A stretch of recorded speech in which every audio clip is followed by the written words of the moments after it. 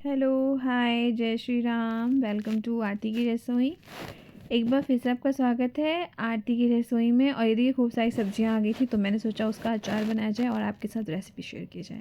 तो सब्जियों में था जो मैं यूज़ कर रही थी गाजर, अदरक, हरी मिर्च, शलगम और मूली। बहुत सारी सब्जियाँ आ गई। मैंने कहा थोड़ा सा अचार बना के रख लेंगे तो फिर सर्दियों में अच्छा भी लगेगा, चटपटा। और ये गोभी भी थी, लहसुन भी था। मतलब इतनी चीज़ें मिक्स करके मैं अचार बनाने वाली थी। तो मेरे साथ इतनी सारी सब्जियों का यूज़ भी हो जाएगा, ख़त्म भी हो जाएंगी, और थोड़ा सा दाल राइस के साथ खाने के लिए चटपटा सा अचार भी हो जाएगा। और फिर सोचा कि ये वीडियो बना के मैं आपके साथ शेयर करूं तो आपको भी पता चले कि कैसे बनता है पंचमेल अचार, बहुत ही इजी तरीके से। बहुत ईजी इसको बनाना, बिल्कुल भी मुश्किल नहीं है। तो ये पहले तो सारी सब्जियां ना साफ़ कर लेंगे अच्छे से। स्टेप बाय स्टेप बता रही हूँ। कई बार ऐसा होता है ना कि कोई चीज़ छूट जाती है तो सामने वाला मतलब उस तरीके को उसको ध्यान ही नहीं देता कि वो भी करना है। जैसे कि जब तक सब्जियां साफ़ हो रही, मैं आपको एक किस्सा बताती हूँ। हम लोगों ने एक कहानी पढ़ी थी। एक बहू थी, किसी के घर में आई थी, बहुत बड़े घर से। तो उन्होंने क्या किया, उन्हें खाना बनाना नहीं आता था। तो तब जो है रेसिपी की बुक्स आती थी, एक मैगजीन्स आती थी, उसमें जो है अलग अलग रेसिपीज़ रहती थी। तो रेसिपी देख के सब्जियां जो है बना रही थी, और उन्होंने पूरी सब्जी काट ली, सब कुछ कर लिया और बैठ गई।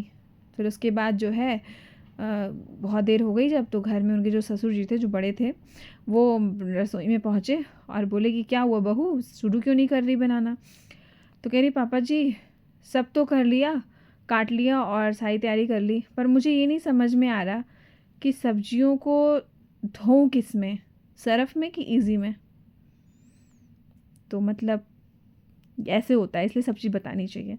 तो यहाँ पे सारी सब्जियाँ मैंने साफ़ कर ली, और गोभियों को बहुत छोटे छोटे टुकड़े में करेंगे। शलगम का मैंने वाइट पार्ट जो गंदा था वो निकाला है, लेकिन बाकी को मैंने नहीं निकाला, पर्पल कलर, क्योंकि इसमें कुछ अलग तरह के विटामिन्स होते हैं।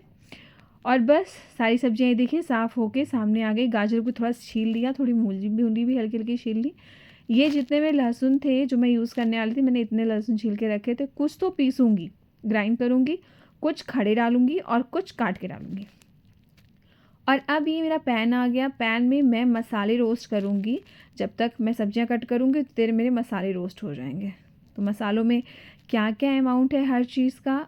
सरसों ली है मैंने, वो 1 टेबल स्पून है सिर्फ।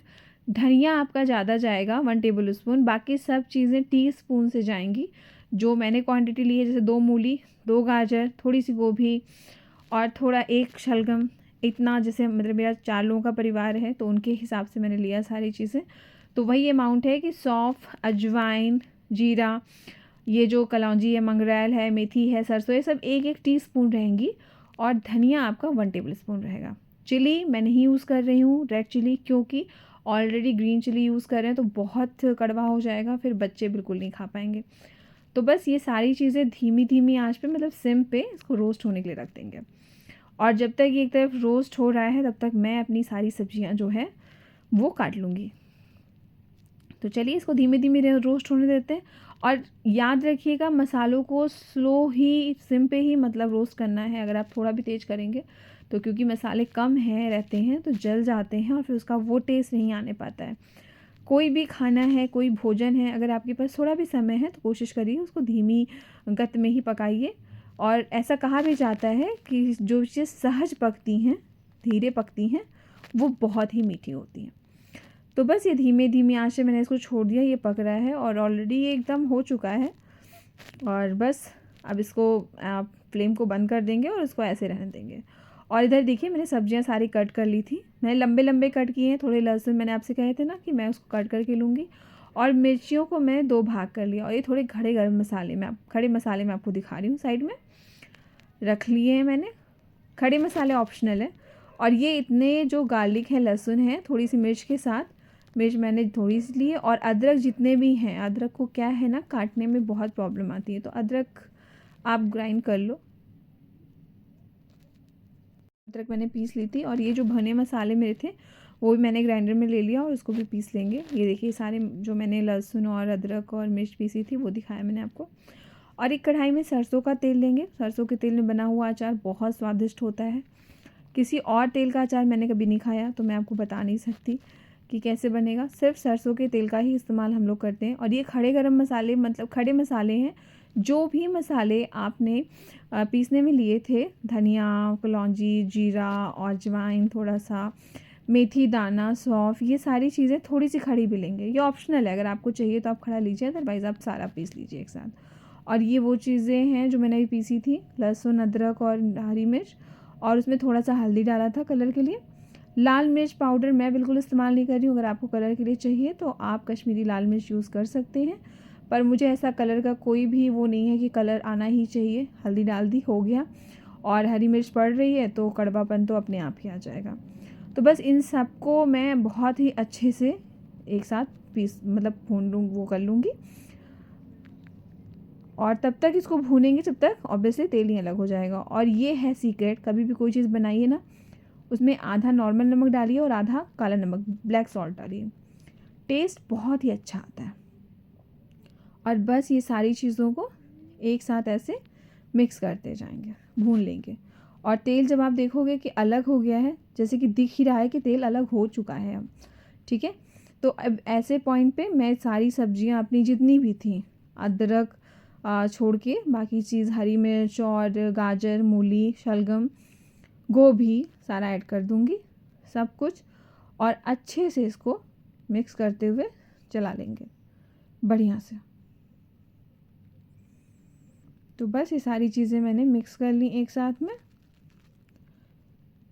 ये याद रखिए कि बहुत अच्छे से इसको चलाइए, क्योंकि नीचे क्या है, आपने भूने थे ना मसाले, तो वो चिपक जाते हैं कढ़ाई में।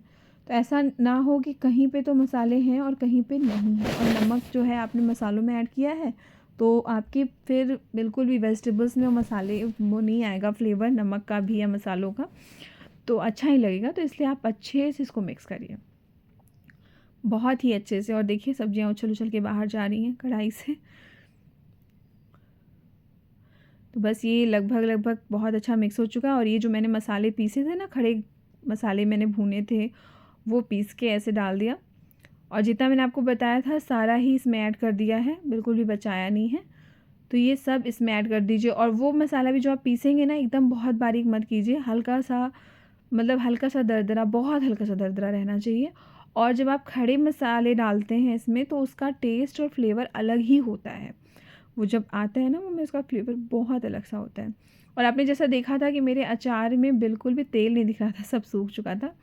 तो मैंने सोचा थोड़ा सा तेल उसमें ऐड कर दूं, और इसलिए मैंने तेल गरम करके इसमें डाला है। और एक चीज़ और मुझे बतानी है कि ये जो भी अचार है, इसको बिल्कुल धूप की ज़रूरत नहीं है, क्योंकि सर्दियाँ हैं तो धूप मिलेगी कहाँ से, बिल्कुल धूप नहीं इस समय निकल रही है। तो इसको धूप की ज़रूरत नहीं, क्योंकि इसमें सारी चीज़ें ना हम पका के डाल रहे हैं, सब कुछ पका के। पहले जो तेल डाला था वो भी पक चुका था, और ये तेल भी पक गया था, तब मैंने उसमें ऐड किया। कच्चा अगर आप ऐड करते हैं तो उसमें धूप की ज़रूरत बहुत होती है, मगर आप पका के कर रहे हैं तो उसमें आपको उसकी ज़रूरत नहीं है धूप की उतनी। और ये बस सारी चीज़ें मैंने मिक्स कर ली बहुत अच्छे से। और गर्म करके आप मिक्स कर रहे हैं तो भी आपको ज़रूरत नहीं है। सर्दियों में ऐसे अचार बनाइए जिसको बिल्कुल भी धूप नहीं चाहिए, बिल्कुल कोई झंझट नहीं है धूप दिखाने का। घर पे धूप आ रही है तो ठीक, नहीं आ रही है तो ये अचार बनाइए, स्टोर करिए बढ़िया। और 1 महीने तक तो गारंटीड चलेगा, आराम से आप बिना फ्रिज के आप रख के उसको खाइए। ये अचार आपका एकदम बन के तैयार है, टेस्ट बहुत ही औसम है इसका। और अब मैं इसको बाउल में निकाल के आपको दिखाऊंगी। अभी तो इसमें से बहुत भाप निकल रही है, गर्म है।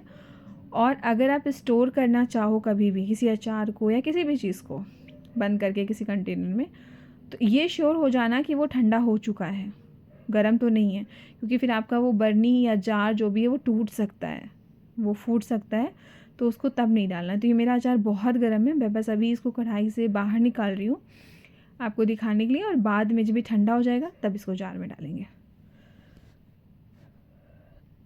तो ये देखिए एकदम अचार बहुत ही सुंदर लग रहा है। और अगर आपको कलर और चाहिए, रेड में कोई कलर चाहिए, तो आप रेड कश्मीरी जो लाल मिर्च आती है वो डाल सकते हैं। पर अदरवाइज़ अगर आपको नहीं चाहिए तो आपको फ्लेवर पूरा आ चुका है, क्योंकि मिर्च है इसमें। ये देखिए मेरा अचार जब ठंडा हो गया तो मैंने इसको जार में डाल दिया। और इसमें खट्टे के लिए आप चाहें तो नींबू का रस यूज़ कर सकते हैं, या फिर आमचूर पाउडर यूज़ कर सकते हैं। मैंने दोनों में से कोई चीज़ यूज़ नहीं की थी, तो मैं घर का बना हुआ विनेगर, सिरका जिसे बोलते हैं, वो डाल रही हूँ 1 चम्मच, 1 टेबल स्पून भर के। और ये देखिए बढ़िया मेरा अचार बन के तैयार है। इसको कोई धूप की ज़रूरत नहीं है, आप बढ़िया इसको रखिए, खाइए, दाल राइस के साथ, किसी भी सब्ज़ी के साथ एंजॉय करिए इन सर्दियों में। और अपने घर बनाइए और अपने अनुभव मेरे साथ ज़रूर शेयर कीजिएगा। Tata, bye bye.